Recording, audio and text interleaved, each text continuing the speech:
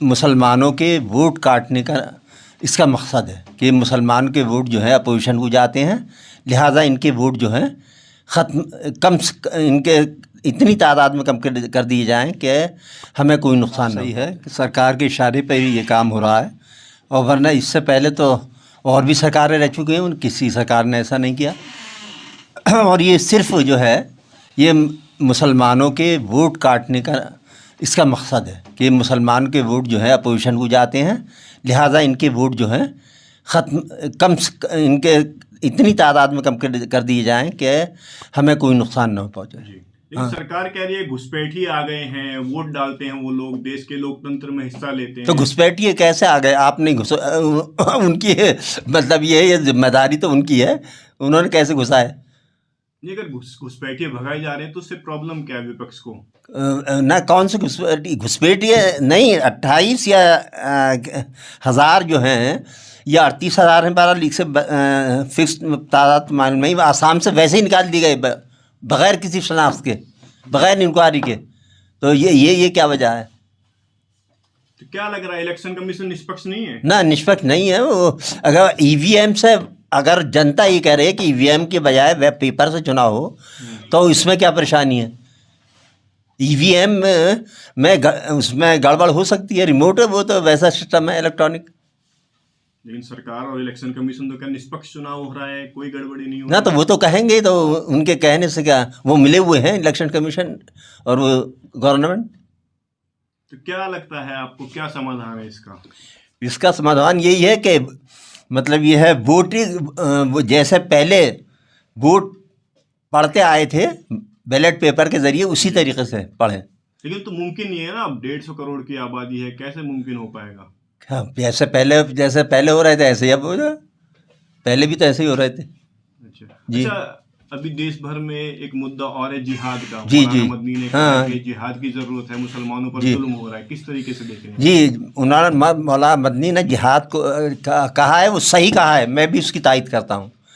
کیوں؟ جہاد کا مطلب یہ جو وہ سمجھتے ہیں، جہاد کا مطلب وہ نہیں ہے جو دوسرے لوگ سمجھ رہے ہیں جہاد کے بلا وجہ کہ ہم کسی کو مار دیا جائے، قتل کر دیا جائے، اور اگر وہ مسلمان نہیں ہے تو بلا وجہ وہ کسی کو قتل کر دے، ایسی بات نہیں۔ قرآن تو یہ کہتا ہے کہ اگر کسی مطلب یہ ہے انسان نے دوسرے انسان کا بلا وجہ قتل کیا تو وہ ایسا ہے جیسے اس نے سارے انسانوں کو قتل کیا، جس کے قرآن یہ کہہ رہا ہے۔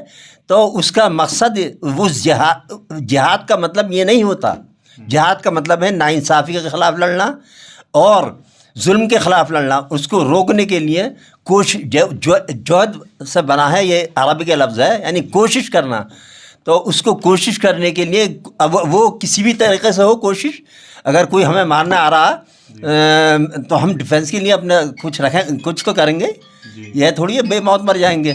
اپنے ڈیفینس کے لیے ہمیں مطلب یہ ہے ہتھیار بھی رکھنا ہوگا، اور نہ دوسرا آدمی آ گیا ہتھیار لے کے تو وہ تو ہم تو مر جائیں گے۔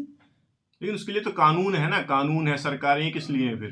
کیا اگر کوئی آپ پہ حملہ کرتا ہے تو اس کے لیے قانون ہے، قانون کہاں ہے آج کل؟ کون یہ ماب لنچنگ ہو رہی ہے اور بلا وجہ لوگوں کو مارا جا رہا ہے، تو یہ کہاں کا قانون ہے؟ تو آپ کو لگتا ہے اس وقت جہاد کرنے کی ضرورت ہے؟ ہاں، جہاد سے مطلب یہ نہیں کہ کسی کو بلا وجہ مار دیں، بے گناہ کو ایسے کہ نہیں، بے گناہ کو نہیں مارا جائے گا، اور نہ ہی جہاد کا یہ مطلب ہے۔ جہاد کا یہ مطلب نہیں بے گناہ کو مارنا، بے گناہ کو مارنے کو قرآن میں خود منع کیا ہے، اور قرآن کی خلاف ورزی جو ہے ہم نہیں کر سکتے، مسلمان نہیں کر سکتا۔ ہاں، تو جہاد کا مطلب یہ بس یہ لے کر اور ہندوؤں کو ایک کرنا ہے، ان کا مطلب یہ کہ لوگ جہادی ہیں، لڑاکو ہیں اور فلاں ہیں، تو اس کی بھاشا یہ نہیں ہے۔ اگر کوئی قرآن کو غور سے پڑھے تو اسے معلوم ہو جائے گا کہ جہاد کا کیا مطلب ہے۔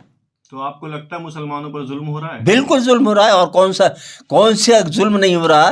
مطلب یہ ہے مسلمانوں کی مسجدوں کو شہید کیا جا رہا ہے، بلڈوزر چلائے جا رہے ہیں، اور مطلب یہ ماب لنچنگ ہو رہی ہے، غیر قانونی طور سے بابری مسجد کو منہدم کیا گیا، جبکہ سپریم کورٹ نے تسلیم کیا کہ کوئی ثبوت ایسا نہیں ہے کہ مندر کو توڑ کر بابری مسجد بنائی ہو یا مندر ہو. جی. ہاں لیکن آستھا کی بنیاد پر فیصلہ دے رہے ہیں. تو یہ کیا قانون ہے؟ کہاں کا قانون ہے؟ تو اس کا مطلب یہ ہے عدلیہ بھی جو ہے، جوڈیشری بھی جو ہے وہ بھی ایک طریقے سے ہندوتوادی وچار دھارا کی ہو گئی ہے. مطلب بھگوا کرن ہو گیا ہے. ہاں جی ہاں جی ہاں.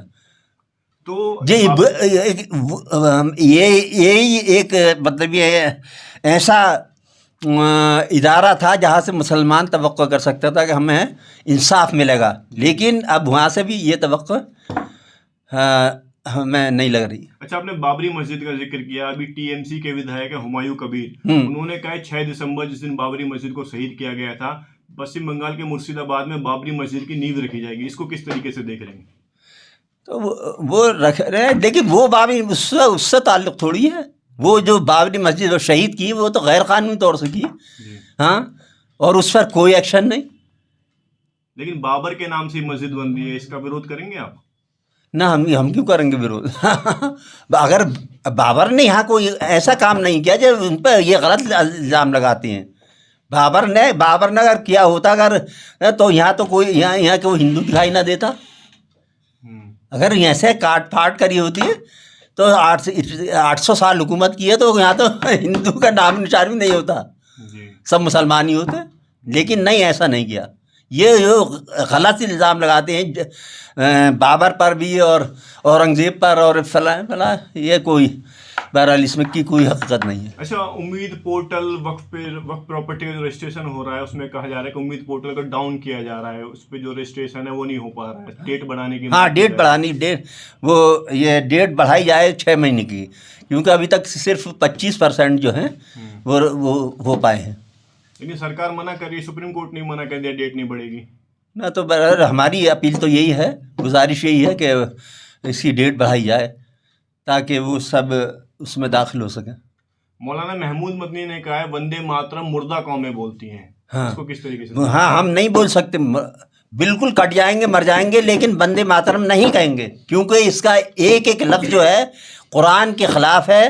اور یہ شرک جس کو قرآن میں بتایا گیا ہے کہ اس کی بخشش نہیں ہے، شرک اور کفر یا اس میں الفاظ ہیں، لہٰذا ہم کسی بھی قیمت پر کٹ جائیں گے، مر جائیں گے، وندے ماترم نہیں کہیں گے. سرکار پارلیمنٹ میں پورا ایک سیشن اس پہ چرچا ہوئے گی، پورے ایک دن 10 گھنٹے کی. سرکار کہہ رہی وندے ماترم تو بولنا ہوگا.